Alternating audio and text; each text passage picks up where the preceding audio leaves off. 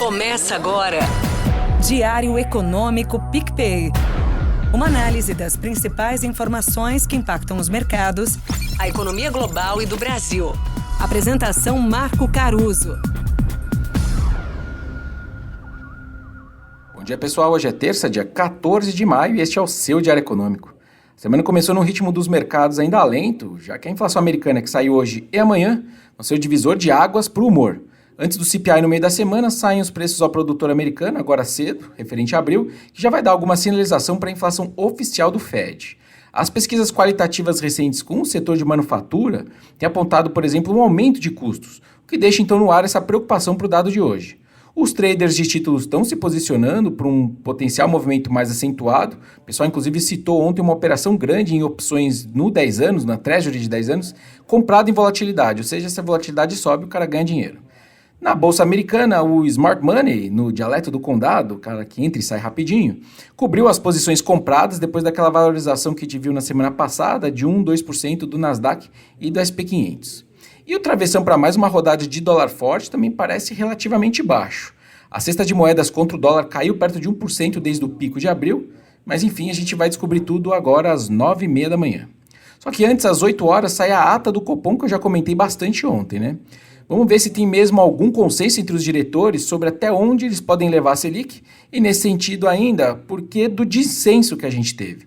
De qualquer forma, eu continuo achando que vai ser bem estranho tentar conciliar o maior dissenso possível num documento que, no final das contas, teve um tom tão rígido que a nossa rotina aqui de inteligência artificial chegou a sugerir que o tom ali era compatível com uma inclinação para subir os juros. É um exagero, eu sei, mas enfim, reforça o meu ponto, né? Outro efeito colateral desse dissenso deu para ver nas projeções dos analistas dentro do Boletim Focus, que saiu ontem de manhã, que, vale lembrar, entra como premissa no modelo do Banco Central, né? Então é importante. Quem atualizou seus números nos 5 dias da semana passada subiu a inflação projetada para 2025, 2026 e assim vai. O pessoal até subiu a Selic final desse ano para 9,75, mas não mexeu na do ano que vem, que segue ali em 9%.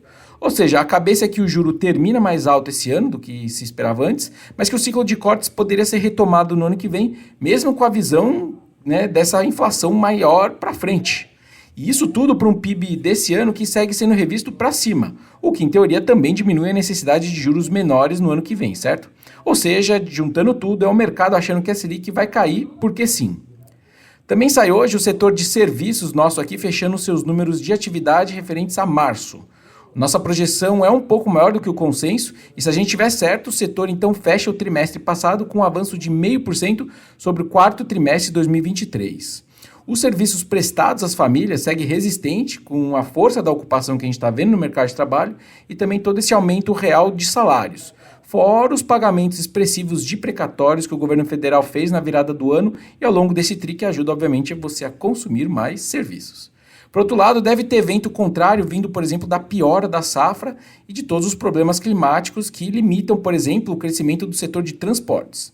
Mas a história do ano, de qualquer forma, segue boa. Sobre o Rio Grande do Sul e o clima, as chuvas voltaram por lá como se esperava, infelizmente. O nível da água do Guaíba, que vinha caindo, voltou a subir. Tinha batido pouco menos de 5,5 metros no pico, cedeu de volta para 4,5 dias atrás e agora está no meio do caminho, a gente está falando de 5 metros de novo de altura do Guaíba, sendo que a cota de inundação ou o nível de enchente, vamos dizer assim, é de 3 metros, medidos ali no Cais Mauá. As preocupações obviamente seguem alta, inclusive porque os modelos climáticos ainda sugerem a continuidade dessas chuvas daqui para frente. O ministro Haddad deixou claro que não há limites para ajudar o Estado e novas medidas devem ser anunciadas, segundo ele, até amanhã, que são mais ligados dessa vez diretamente ali às famílias. Ontem também o CMN e o Banco Central aprovaram algumas medidas que dão para o sistema financeiro condições de ajudar a amenizar os efeitos da calamidade. A ideia é não deixar que o crédito emperre, pelo contrário, inclusive que seja estimulado. Entre as várias medidas, os bancos não vão precisar, por exemplo, caracterizar como ativos problemáticos eventuais reestruturações de créditos cujo gatilho tenha sido justamente o evento climático. E também teve ali uma isenção de compulsório, ou seja, libera o banco a emprestar mais, para alguns casos específicos pelo período de 1 ano.